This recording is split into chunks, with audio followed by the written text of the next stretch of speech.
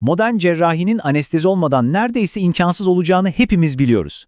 Peki, en karmaşık ameliyatlar sırasında vücudu ve zihni koruyan bu kontrollü sessizlik hali tam olarak nedir? Gelin, bu gizemli ve bir o kadar da hayati sürecin derinliklerine birlikte inelim. Bir düşünün, cerrahlar vücudumuzda en hassas işlemleri yaparken biz hiçbir şey hissetmiyoruz. Bunu sağlayan o meşhur kapatma düğmesi. Tam olarak ne? Bu nasıl mümkün olabiliyor? İşte bu sunumda sinir sistemini geçici olarak nasıl sessize aldığımızın ve bu inanılmaz mekanizmanın sırlarının peşine düşeceğiz. Yol haritamızda oldukça net. Önce anestezinin ne olduğunu tanımlayarak başlayacağız. Sonra sinir hücreleri seviyesinde bu sessizliğin nasıl yaratıldığına bakacağız. Oradan moleküler dünyaya dalıp en sonunda da bu bilginin hastanelerde, klinikte nasıl kullanıldığını göreceğiz. Hazırsanız ilk durağımızla başlayalım. Evet, ilk olarak anestezinin en temel tanımıyla, kelime anlamıyla ve tıptaki asıl amacıyla yola çıkalım. Şunu en baştan söyleyeyim. Bu basit bir uyku hali değil, çok daha fazlası. Aslında işin sırrı kelimenin kökeninde saklı. Anestezi Yunanca'dan geliyor. An, yokluk demek, aestezis ise his. Yani bir araya getirdiğinizde kelimenin tam anlamı hissizlik ya da duyusuzluk. İşte temel amaç da tam olarak bu. Vücudun duyusal algısını kontrollü bir şekilde askıya almak. Ama durun, olay sadece ağrıyı kesmekle bitmiyor. Aslında çok daha büyük bir iş başarıyor. Düşünün, ameliyat vücut için dev bir travma. Vücut hemen kırmızı alarma geçer. Kalp deli gibi çarpmaya, tansiyon tavan yapmaya başlar. İşte anestezi burada bir orkestra şefi gibi devreye giriyor ve bu tehlikeli stres tepkisini kontrol altına alıyor. Vücudun o hassas iç dengesini, yani homeostazı koruyor. Belki de bu yüzden anestezinin en doğru tanımı şu: kontrollü bir nörofizyolojik sessizlik hali. Yani bakın, amaç beyni tamamen kapatmak değil. Daha çok telefonunuzu sessiz moda almak gibi düşünün. Beyin aslında çalışmaya devam ediyor ama dışarıdan gelen sinyalleri, o bildirimleri işlemiyor ve onlara cevap vermiyor. Peki tamam, bu sessizlik sinir hücreleri seviyesinde nasıl sağlanıyor? Şimdi işin biraz daha tekniğine, sinir sistemimizin temel çalışma prensibine ve anesteziklerin bu harika sistemi nasıl manipüle ettiğine yakından bakalım. Sinir sistemimizi hassas bir terazi gibi hayal edebilirsiniz. Bir kefede hücreleri harekete geçiren, ilerle diyen uyarıcı sinyaller var. Diğer kefede ise onları yavaşlatan, dur diyen baskılayıcı sinyaller. Bir kasımız hareket ettirmekten tutun da bir düşünceyi oluşturmaya kadar aklınıza gelen her şey bu iki zıt gücün mükemmel dansı sayesinde oluyor. İşte anesteziklerin yaptığı dahiyane şey tam olarak bu.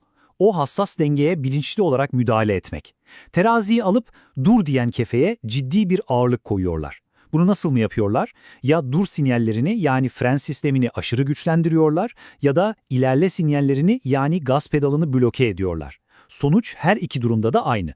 Terazi baskılama tarafına doğru eğiliyor ve tüm sistem sessizliğe gömülüyor. Şimdi mikroskoplarımızı çıkaralım ve daha da derine inelim. Bizi tamamen bilinçsiz hale getiren genel anesteziklerin moleküler düzeyde tam olarak ne yaptığını görelim. Sır, hücrelerimizin üzerindeki minicik alıcılarda, yani reseptörlerde gizli.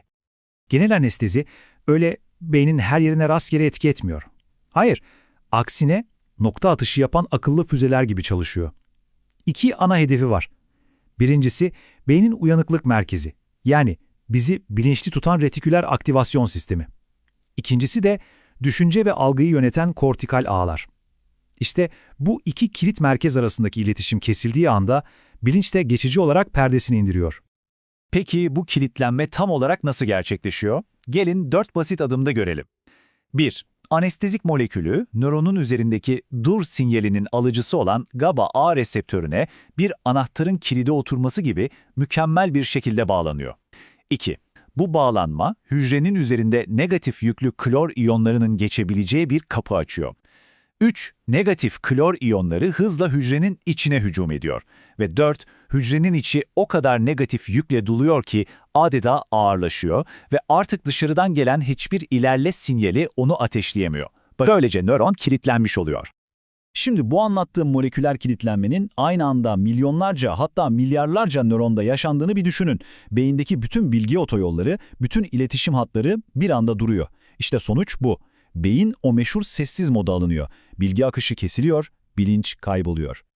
Genel anesteziyi anladık. Şimdi rotamızı tamamen farklı bir mekanizmaya çeviriyoruz. Bu kez tüm beyni değil, sadece belirli bir bölgeye hedef alan lokal anesteziye bakacağız. Lokal anestezide amaç bilinç kaybı yaratmak değil. Amaç çok daha hedefe yönelik. Mesela dişinizdeki bir ağrı sinyalinin ya da parmağınızdaki bir kesiğin sinyalinin yolunu kesmek ve o sinyalin beyne hiç ulaşmamasını sağlamak. Yani haberi daha haberci yoldayken durdurmak. Peki, bu sinyal yolu nasıl kesiliyor? Mekanizma gerçekten çok akıllıca. 1. Lokal anestezik, yağda çözünebilen yapısı sayesinde sinir hücresinin duvarından bir casus gibi kolayca içeri sızıyor. 2. İçeri girdikten sonra kimlik değiştirip elektrik yüklü hale geliyor. 3. Ve gidip sinyalin aktığı otoyolun kapısına, yani sodyum kanalına içeriden kilit vuruyor. Onu bir tıpa gibi kapatıyor. 4. ve son adımda ne oluyor? Otoyol kapandığı için ağrı sinyali yolda kalıyor ve beyne asla ulaşamıyor. Moleküler düzeyde neler olup bittiğini artık anladığımıza göre, şimdi bu bilgilerin klinikte, yani hastanelerde nasıl uygulandığına, anestezinin pratik türlerine bir göz atalım. İşte bu tablo şimdiye kadar öğrendiğimiz her şeyi tek bir karede özetliyor. Gördüğünüz gibi genel anestezide hasta tamamen bilinçsiz. Etki tüm vücutta ve mekanizma beyindeki GABA reseptörleri üzerinden işliyor. Öte yandan bölgesel ve lokal anestezide hasta uyanık. İkisi de sodyum kanallarını hedef alarak çalışıyor. Aralarındaki temel fark ise etki alanları. Bölgesel bir kol ya da bacak gibi geniş bir alanı uyuştururken lokal anestezi sadece dikiş atılacak küçücük bir noktayı hedefliyor. Şu bölgesel anesteziyi biraz daha açalım isterseniz. Aslında hepimizin aşina olduğu yöntemler, örneğin doğumda sıkça kullanılan epidural veya sezaryen ameliyatlarındaki spinal anestezi, omurilik çevresindeki sinirleri hedefleyerek belden aşağısını tamamen hissizleştiriyor.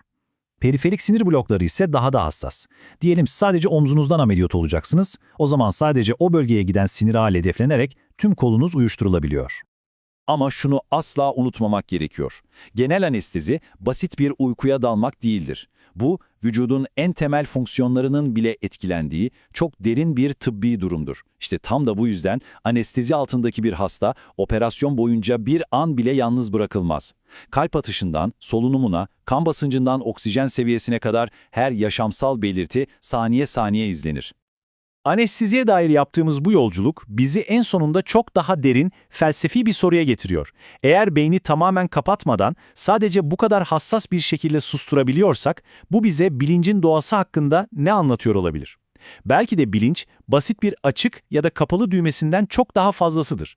Belki de sesini kısıp açabildiğimiz karmaşık bir orkestra gibidir. İşte bu sorunun cevabı, modern sinir bilimin hala peşinde olduğu en büyük gizemlerden biri.